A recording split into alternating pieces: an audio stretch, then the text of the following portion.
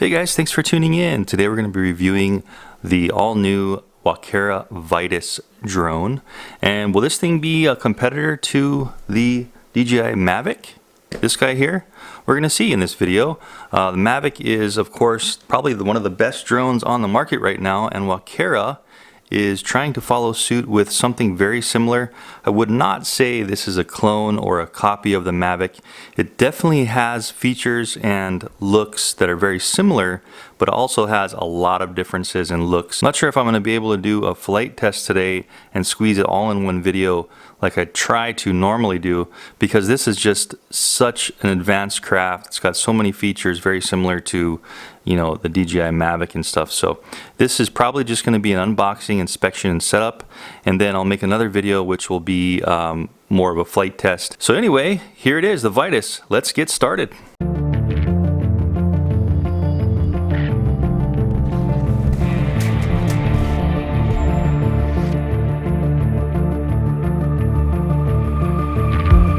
Okay, so just on the box here, it's saying VITUS Portably Smart. Of course, this is by WALKERA. It's using two apps. We have the WALKERA Go app and also WALKERA Drone app. One's like a VR app and one's the ground station software. We can see here on the other side of the box how it's kind of opened up. Foldable design, 3-direction of obstacle avoidance.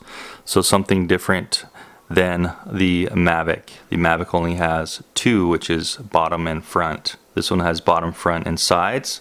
This does have a 4K camera, real-time HD video transmission, or FPV, very similar to the MAVIC as well. 3-axis gimbal, again like the MAVIC, and this one also has the ability to do augmented reality games. Now, my first experience with their augmented reality game was with the WALKERA IBO, or IBOW, however you want to pronounce it. And it was kind of cool, but it kind of didn't work too well. So we'll see if they kind of fine-tune that, and I'll definitely touch on that in the flight test if I can. But anyway, without further ado, enough talking about the box. Let's go ahead and break into this thing and unbox it. Oh, okay, so it looks like we're gonna have to open it up from the closed collapse side. And cool, there we go. So immediately we can see we have a VITUS engraving in the foam on top. This is like prevalent in most of WALKERA's crafts.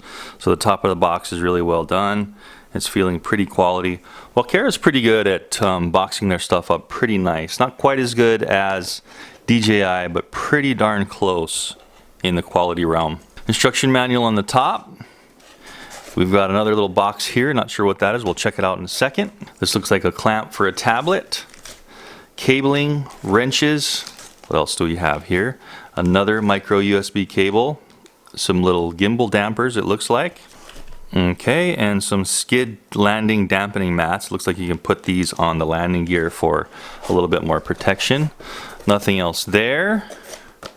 Looks like there's 2 sets of propellers here. I'm already seeing propellers on the drone itself, and so they give you a whole new set. Here's the controller. Look at this guy. So very cool. Very similar in you know, shape and feel as the DJI controller. This is from the DJI MAVIC, and you can see that it's kind of similar. I mean, you know, the form factor, they're getting there to the size, but definitely much different in looks. Way different in looks, actually. I don't think this is any kind of clone, but they're just trying to make it small like the MAVIC stuff. You can see the antennas fold out like this, and we have the clamp that folds up. We'll go over that in just a sec, a little more in depth. And it looks like the last thing in the box here is the VITUS. So here it is, check it out. It is a pretty cool looking drone, very similar to the MAVIC. Let me just pop open the MAVIC here, pop it up on the table, and so we can do kind of a little comparison between the MAVIC and the VITUS. So very similar. The width is just about the same with these propellers and arms on the side here. And the height, let's see what the height is like. Looks like the VITUS is a little more thick in the depth because of this bottom area here. There's a fan in there, and there's probably some of the brains in there. And then as far as sideways view, let's check it out. Almost exactly the same. Let's see if we get them compared like that. Yeah, almost pretty much exactly the same length. So very similar. They're getting the dimensions very close to the MAVIC. Anyway, let's take a little bit of a closer look at the drone, and then we'll kind of go through the other stuff in the box. I usually go the other way around, but this thing looks so neat, and I've been anticipating on getting this for a while, so I want to not waste any time and get going with this guy and check it out. So here's the arms. Here's how they're kind of unfolding here. We just do both sides. I guess you do the bottom first and then the top. You can see how those are coming out. So look at that. It looks like something from the Alien or Halo, like it's got that alien shape to it. So kind of neat. There we go. So we got sensors on the front. There's our camera and our gimbal. So quite a large camera compared to the Mavic. Here's the Mavic camera in comparison. You can see how much smaller it is. Just the whole assembly. That's the whole assembly for the WALKERA VITUS there, side view. And this is the one for the Mavic. The VITUS does look like it's aluminum also, but it's just a black aluminum, and this looks like it's just a plastic insert for holding the gimbal in place. So very similar but different at the same time. And here's where we can see the side sensors. Now this is something the Mavic does not have, the ability to detect the sides and prevent you from crashing into side objects, which actually is a really good feature, because when you're doing those kind of auto circle around point shots with the Mavic, this guy will actually run into things from the side. If you're doing those things and you know it's in its auto mode, it will crash into stuff, but this will not, since it has these side sensors. So that's definitely a one-up on the Mavic. I can't say the same for the functionality. I've seen a couple of other reviews and the functionality seemed to be needing some work. So I'm going to definitely put that through the test. Hopefully they have had some updates. WALKERA has had some updates on the software, so it works a little better than what I've seen. Anyway, here's the arms and the feet. The feet are just kind of like attached in like that, and they come down. So a little bit of a difference from the Mavic as well, how these fold down. The Mavic doesn't really have any fold down feet. The Mavic just has what it has, and then you have to put extended landing gear if you want. But very similar. It's kind of the same anyway, because it's just sitting and barely clearing the ground right here. It's only about, I'd say, a ½ inch of clearance. Anyway, they chose to do foldable propellers, very similar to the Mavic as well. So we have propellers that unfold as they spin up with inertia. So the motors are not branded at all. There's zero branding on the motors or any specifications on the motors written on them at all. Here's our LED side marker lights. You can see that they should be very visible from the side, back, and the front, but it doesn't look like they're entirely visible from the bottom. Mode identification light on the back, very similar to a lot of other drones. They have a specific light to indicate modes and stuff. Here's definitely some cooling vents in here. There's a cooling fan. Looking at the bottom, this looks like it has multiple sensors on the bottom. Wow. So in this guy, I'm not seeing any sonic sensors. So it's using an optical flow camera here, and that's the camera that's going to detect the ground and try to hold its position on the ground if it's close enough. I think that's like within 30 feet. And it looks like here, this looks like a laser type of transmitter and pickup, if I'm not mistaken. LED or laser, one of those two. And what it's doing is it's shooting a beam, and then it's receiving a beam and detecting how far it is away from the ground. So looks like these guys did not choose to use sonic sensor. You can see in comparison here on the bottom of the Mavic, these guys chose to use a optical flow camera, 2 sonic sensors, and actually another optical flow camera on the bottom. Anyway, that's kind of what the bottom looks like. I'm just going to pan a little more over here, going to the front. There's the bottom of the gimbal and the camera. You can see that the gimbal is attached with these 2 here on the bottom fronts of the gimbal. And there's also a couple, it feels like, in the top of the gimbal somewhere. And throughout the whole body is a lot of venting. So there's venting here, there's venting on here, venting on the back portion. And also if we flip it over, there's this big vent right on the top. Here we've got a reset little button here, so we can reset if we're having problems. And this little micro USB port is for upgrading. Anyway, taking off the battery, let's see, pull in these 2 tabs and pull it up. And wow, that thing got a huge amount lighter. This battery looks like it's going to be a pretty darn big battery, and let's see what it is. 11.4 volt, 5200 milliamp hour, so it's like a high voltage 3S battery. 5200, that's a pretty large battery. So the Mavic battery is significantly smaller, and it's a 38, what is this one here? This one's a 3830. 3,830 milliamp hour battery compared to a 5,200 in the Vitus. So you can see the difference in efficiency. DJI stuff is just so efficient, and it can still fly for like around 25 minutes with this battery. We're gonna have to test the real-time flight time on this guy, and so we can really get a feel for how long this thing is gonna fly for. Anyway, a closer look on where the battery goes in with that compartment when it's empty. There's our little connection rail. A very similar connection rail to the Mavic as well. It looks almost exactly the same on the kind of pins they chose, those kind of wide wafer pins. Otherwise, look how empty and clean that is. Nothing else going on in the battery bay. All right, guys, so that's the main craft. Let me put this over here and let's check out the controller. Cool, so this controller has like this knob. A little more of their high-end crafts always have this knob on them. So we have manual mode, auto, and sports mode. Faster flying in sport mode. Auto would be like GPS mode, and then manual mode would be like for altitude hold, I believe. And then we have the return to home button right in there for returning to home automatic. Power button here. We've got two buttons on top, one here with a dot and then one here with like a little frame. And the sticks, of course, are all self-centering sticks. Flipping over to the back, we can see that we have a fan there, and that's the fan that's spinning up when I do press this power. Let me just press it for a second and show you guys. See how that thing starts to spin up. I'm not going to turn it on just yet until we power everything on and get it connected. Ports here, got some information. And here are the knobs. So there's two spring-loaded knobs that just turn a little bit and end at their extents both ways, and then spring back. Here's the antennas. So these antennas pop up like this, and this is kind of cool. This is like a built-in bracket that these guys use, how this slides up like this, and I'm feeling a notch. And then these are spring-loaded, so you just slap your phone right in there.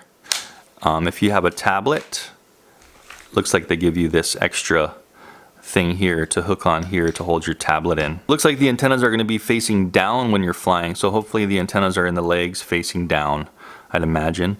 So you're going to match the direction of the antennas pretty perfectly with this one. Can't really adjust these antennas at all. I guess you could kind of close them down a little bit if you wanted, like that. If you wanted to hold your controller a little higher up, you can actually, yeah, you can work them like that. But that's the farthest out you can extend it.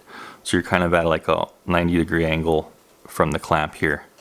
And that's how most people are going to fly. Checking out the sides of the controller, I thought this would be rubber, but this is actually just a hard plastic here.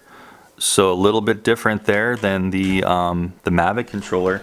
The Mavic controllers do have a little bit more grippy rubber on the sides. Like here's a Mavic controller. This is all nice grippy rubber here, and then they have the grippy rubber on the clamp for the phone. And that's how the Mavic controller clamps in the phone, and the antennas on the Mavic controller. So very similar, but very different at the same time. Other side of the Vitus controller, we've got a power plug here for charging it up. Let's open up this kind of large white box here. I'd imagine this is probably the power brick for charging. Let's just see what we get in here. Yeah, so it's a power brick, and it's kind of a proprietary charger. Looks like it's a dual charger, so that's great. So they're kind of following suit with more of the new drones like DJI stuff. This one here is going to charge your controller right on the side over here. I'm going to plug that in there. And then this guy has a little protective cover on it that looks like we can just pop open. Yeah. And that's going to charge your battery. And this other bulky bag that I thought was a micro USB connector is actually the power plug. So this will go into the power brick and into your wall. Looks like this is a US plug here. And I'm not going to open this up, but it's just a micro USB cable for getting into the craft, probably for doing some updates or some major work in there. Rubber landing gear, and it looks like these are just going to slide right over the feet. Let's see how these work. So kind of interesting, these all look exactly the same, but they have a little A and a B on the inside of all of them. So we'll just try to slide these on. It looks like if you wanted to put these on, you can. You really don't have to.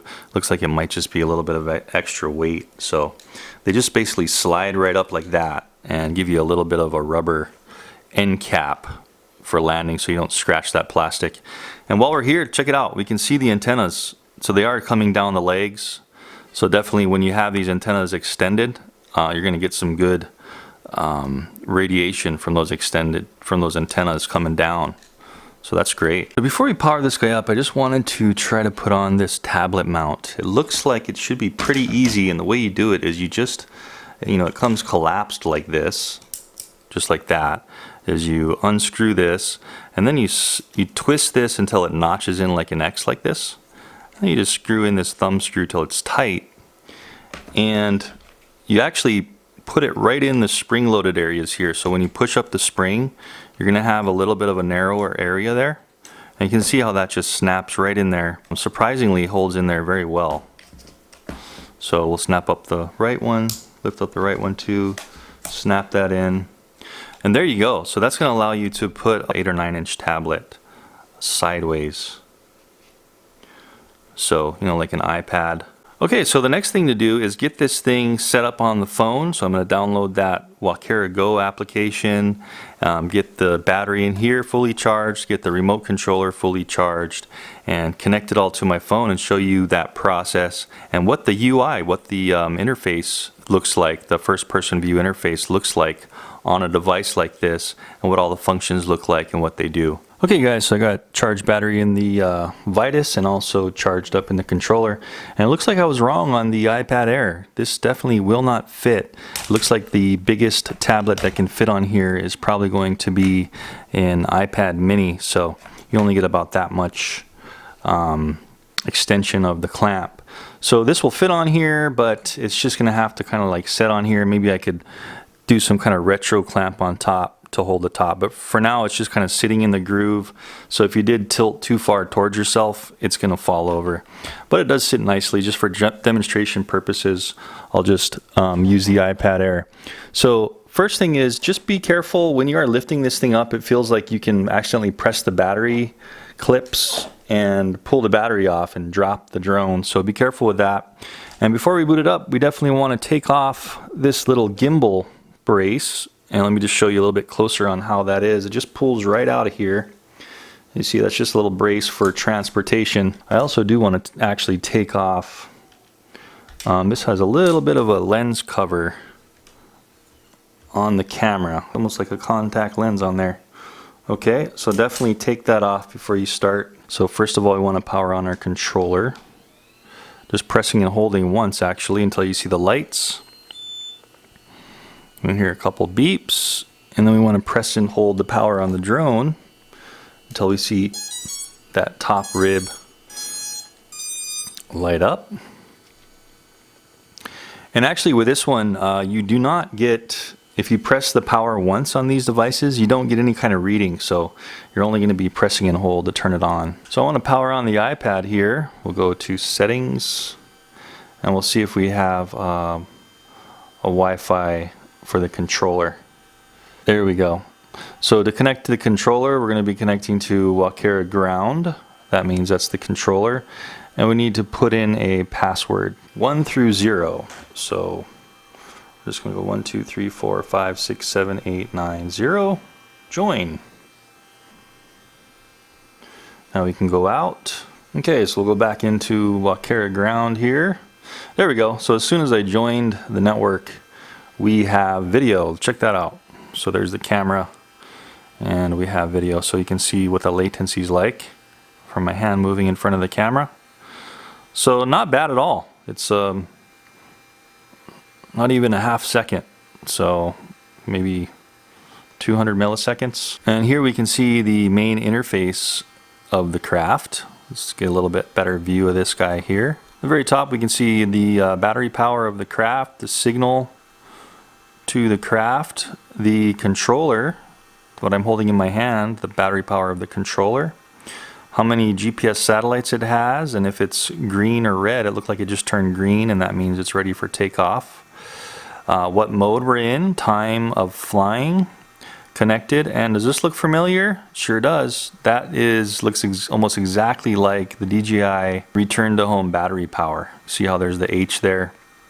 And then this green is how much battery power you have. So when you're flying out, this H will gradually go to the right the farther you fly out. And then once the green goes down to the H, it should warn you or do an automatic return to home. So that's pretty cool. And then we have some of our camera information here. Looks like camera settings, camera video, and that's where we're gonna change our mode. That looks like our gallery. GPS ready down there, and this is all our telemetry information: meters per second vertical speed, horizontal speed, and how many meters it is away from us, and the height and distance. And then there's our little map there, so we can actually possibly click on that and go into our map. Cool. Well, that's awesome. So it's using, looks like Google Maps as a background, and it's all coming in good because I have data on my iPad. That's the good thing about having data on your devices, is you can get the ground maps like this. So very cool. That's working very good. So we have regular street map, and then we have satellite. We can do waypoints, circle mode, single waypoint or multiple waypoints. So that's cool. We'll have to see how that's all working in the flight test.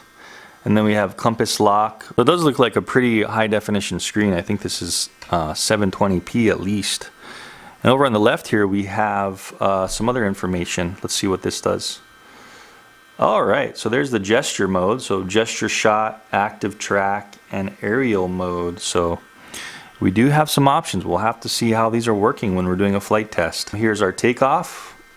So I don't want to take off, but that's how you slide to take off if you're ready to take off outside. Okay, I want to X out of there, and then that's our return to home. You can slide that to return to home, just like DJI. From the map, you can actually press that little compass on the top right and turn it into a compass. And there you go. You can see which way your drone is facing and which way you're facing, pertaining to the compass. And it looks like we've been sitting for so long that the aircraft has gone into a rescue state. And a lot of drones have this.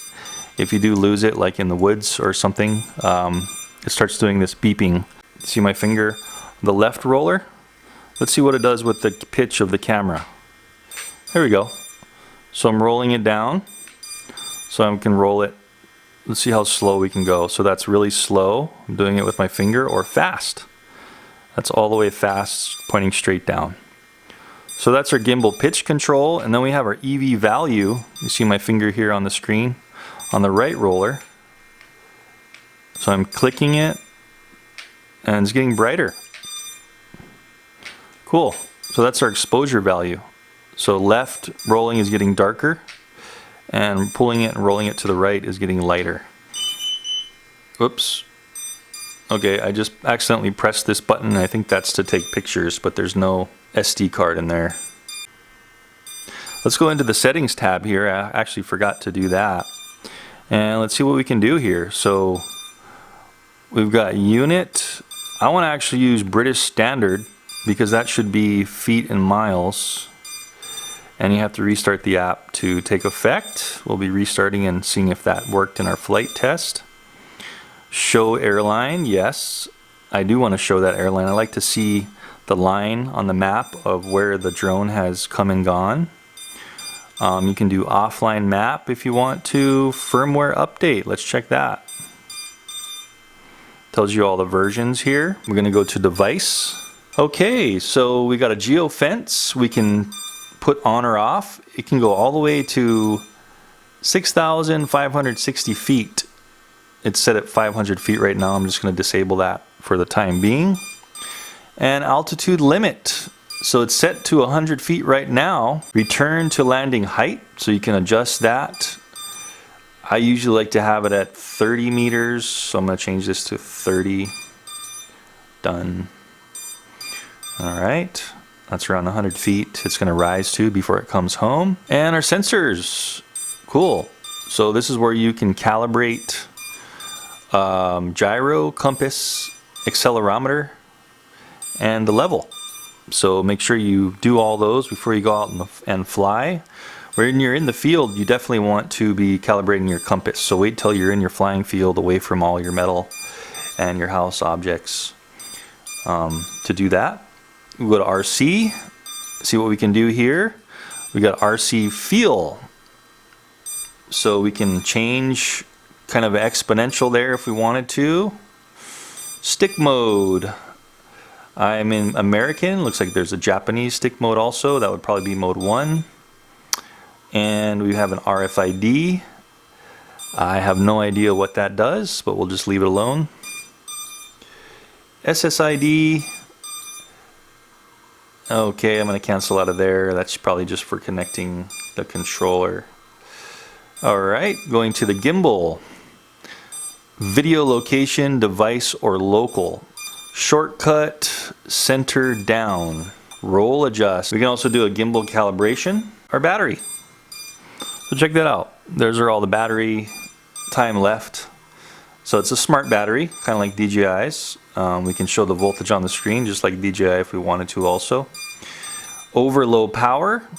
So we have a minimum of 2%. That's like the second stage of low voltage, and the first stage of low voltage warning is going to be 10%. Maybe I'll put this up to like 15 just in case. It's showing us our voltage, current voltage here, our current power, and our capacity is a 5200 milliamp hour battery, and that's all we can do in our options. So great. So we'll go over more of the camera options and stuff when we're flying, because apparently the camera has disconnected. Put in all the updates I can before we go out and do our flight test. It looks like it's working pretty darn good on the table. So thanks for watching that unbox, inspection, and setup video, guys. Don't forget, I will have the links in the description for where you can get the Vitus, the current pricing, and also it'll show you more of the specs on it. Stay tuned for the flight test. I'm going to be doing that shortly. I want to make sure everything is working correctly before I go out and fly it with you guys. But as always, thanks for watching. It's going to be fun, so stay tuned and subscribe if you aren't already, because we're going to do a very thorough flight test on this thing. Go through all the functions. Also going to do some range tests on it. I'm always doing range tests on these things, so stay tuned for all those vids to come. Anyways, thanks for watching, and I'll see you in the next one.